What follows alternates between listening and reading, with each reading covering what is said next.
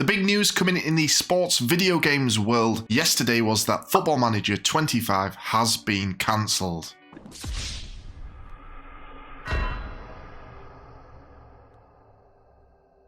This is something that I think was looking very likely to happen, with the game having already been delayed a few times, and the lack of any footage or news leading up to its supposed release date in March had all the hallmarks of a game that was going to be cancelled.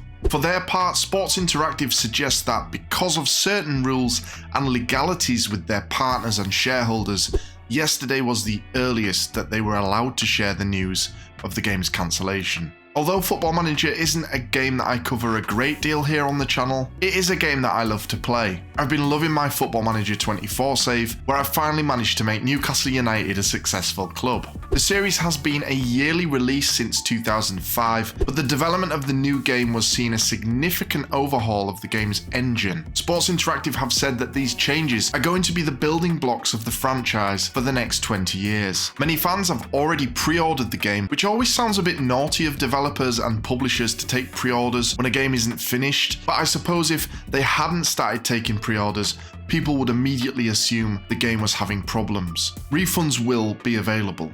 Focus has shifted now to the release of Football Manager 26, which theoretically should be on its way in autumn of this year, so that's around 8 months more time to get the game ready. Hopefully Sports Interactive can get it done so fans of the popular managerial game can see the new and improved Football Manager. I've got a feeling that they won't miss that launch date no matter what the state of the game is, so hopefully the developers can get on top of things and don't release something that is half-baked. We see it all the time now with game releases that publishers want it out even if it's not 100% ready, which leads to disappointment during the first weeks of a game's release. Some games that have gone on to get better over time, and thinking outside of the sports genre, are games such as No Man's Sky, Fallout 76, and as well we saw Cyberpunk. They all launched with really negative reviews from fans and critics due to bugs and glitches within the game, but have since gone on to garner a little bit more of a better reputation with updates